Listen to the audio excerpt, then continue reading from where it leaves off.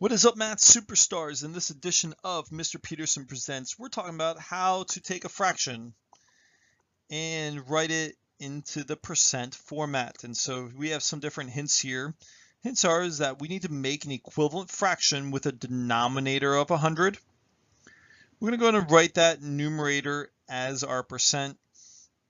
And then what we'll do is we'll write the percent sign after that number. And so these hints work as long as our denominator is one of the factors of 100.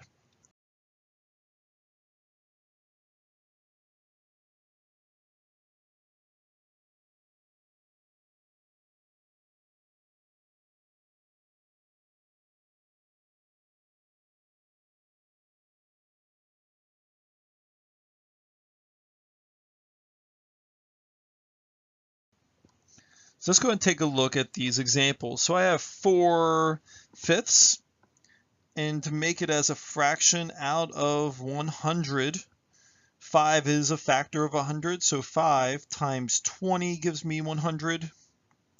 So I can say that 4 times 20 gives me 80.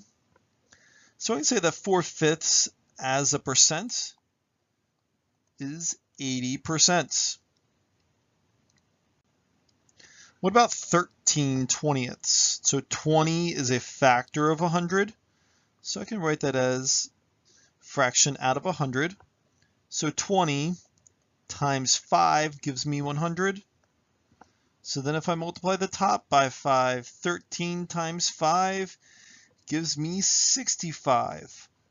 So I can say that 13/20ths is the same as 65%.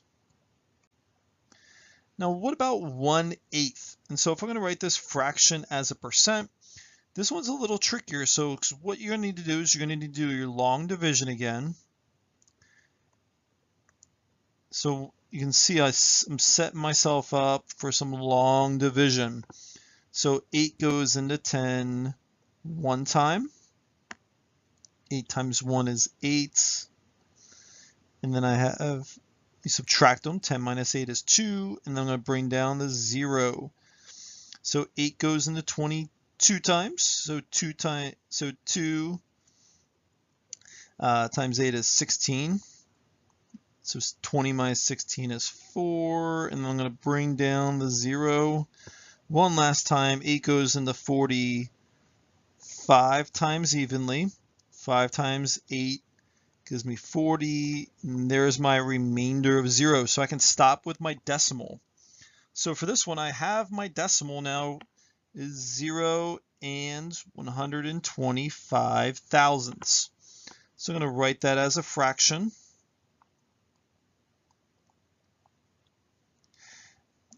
And my fraction, 1,000, if I was to go ahead and divide the top and the bottom by 10. So I know that 1,000 divided by 10 gives me 100.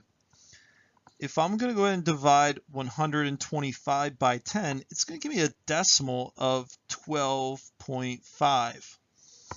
And so this is okay in this instance because I'm going to take this numerator of 12.5 and I'm going to go ahead and write 12.5 and then add my percent sign at the end.